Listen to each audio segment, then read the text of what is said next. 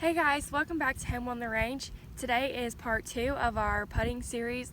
Last video we talked about speed control. Today we're going to talk about 3-putt avoidance, and our final video of the series is going to talk about a bunch of different putting aids that you can use when you're practicing putting.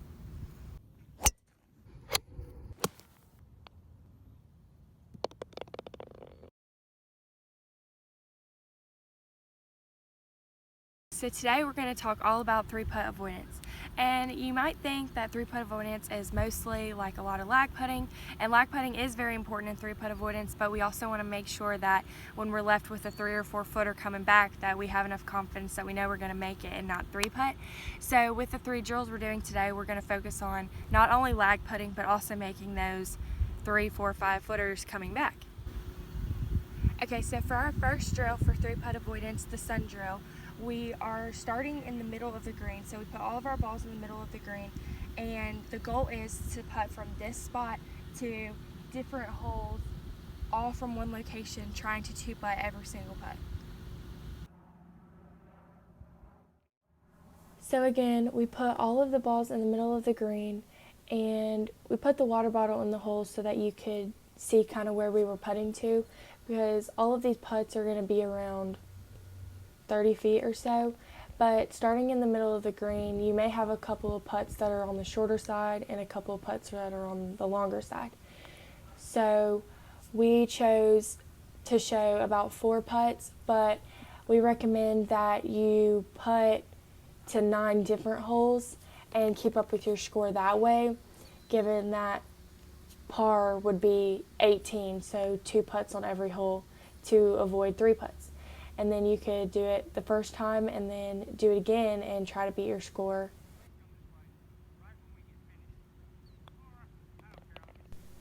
So you notice that on a couple of my first putts, I left them a couple of feet short.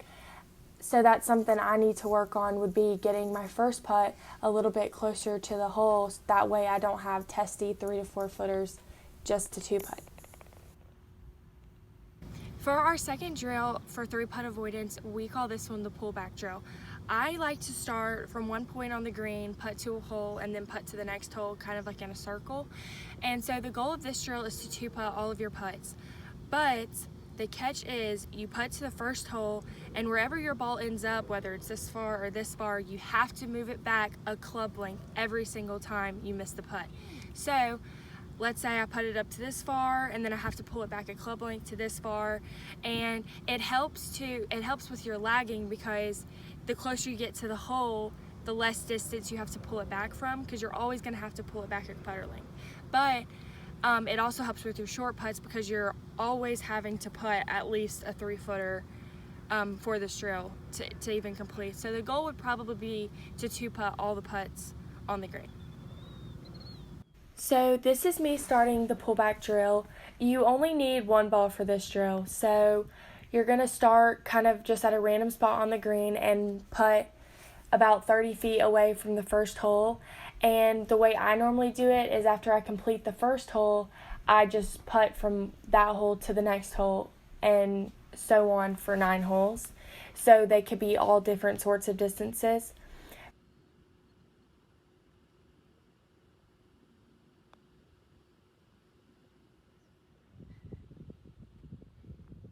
Right there, that's where I pulled it back, and you can or don't have to lay down the club.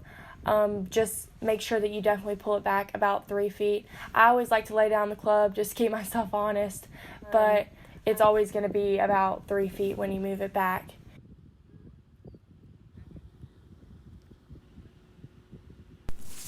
That last putt really showed how hard this drill can be if you aren't really consistent with your shorter putts, like your 3 or 4 footers.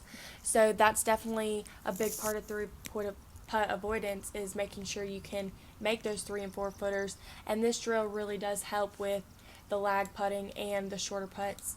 So here's my sister Emily also doing the drill, and she 2-putted that one pretty quickly, so that was good.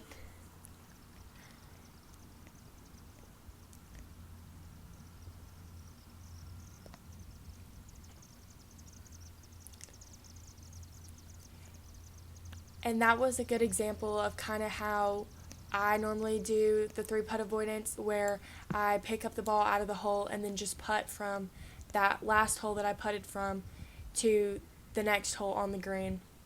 And she doesn't lay down her club, but she moves it back like a good 3 feet or so to make sure that she is working on those 3 to 4 footers.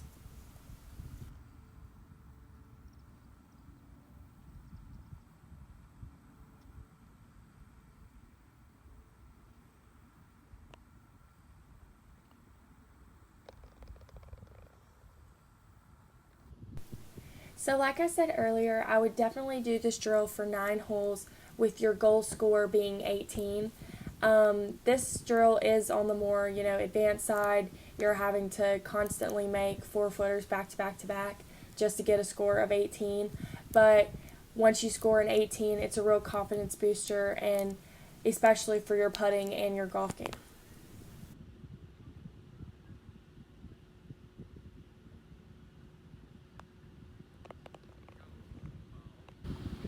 So you're going to do that drill for 9 holes, and your goal is going to be to 2-putt every putt.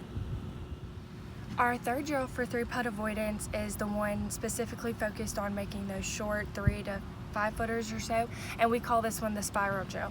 So what you're going to do is we normally take 6 balls and we set one ball at 2 to 7 feet, so 2, 3, 4, 5, 6, and 7 feet in the shape of a spiral.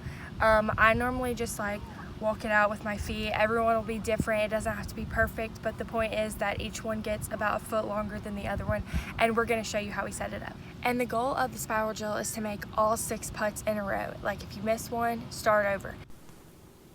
So this is what the setup for the spiral drill looks like, with each ball getting just about a foot further than the last one.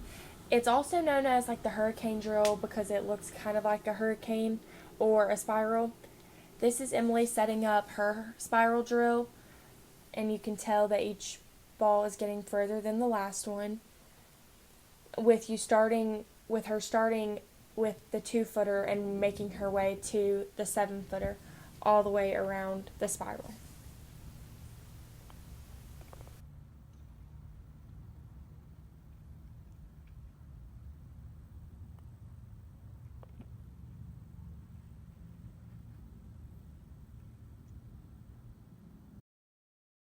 And she missed that one, so she has to start all over. I recommend after you complete one hole to move the drill to a new hole.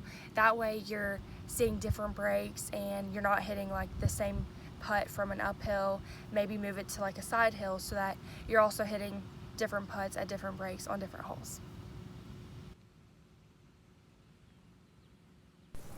And I want to stress again how important these 2 to 7 foot putts really are, because it's very possible that you're not going to hit it 2 inches from the hole on a lag putt every single time. You may leave one about 5 feet short or 5 feet long where you're going to have to make a tester putt coming back to save you from a 3-putt. So this drill, with you having to make all of these putts in a row, is really going to build your confidence with all of these shorter distance putts that are testy, because you have to make all of them in a row and you'll get better at them. And also, you swapping holes after you complete one hole is really important, because you're not going to have the same exact putt every single time. They could be breaking right, left, could be uphill, could be downhill. So changing up your distances and the way the putt's breaking is really important and can help you.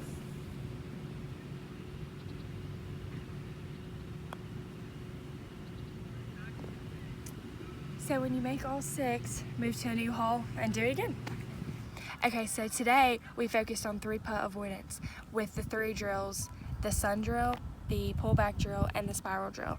Remember, the sun drill was the drill where we picked one location and we putted to 9 holes from that one location, trying to 2-putt all of them with a score of 18 or less. The pullback drill was the drill where we pulled back every putt a putter length to focus on making sure that we make those short putts and trying to get our lag putt as close as possible.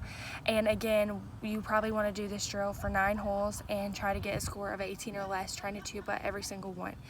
For our final drill, we did the spiral drill. This was the one where you had 6 putts from 2 to 7 feet, where we're really trying to consistently make those short comeback putts that will prevent a 3-putt. And I definitely recommend doing that on multiple holes. The more putts, the better, and that drill can go kind of fast. So your goal would, I would say, to try to complete that on 3 holes. Thanks so much for watching today's video on 3-putt avoidance. Go out there and try these drills and let us know what you think about them or how they've helped you in your golf game in the comments below. And stay tuned on our channel for our final video in our putting series. This video will be all about different putting training aids that we use in our golf game that really help us and can really help you on your putting golf game. So stay tuned.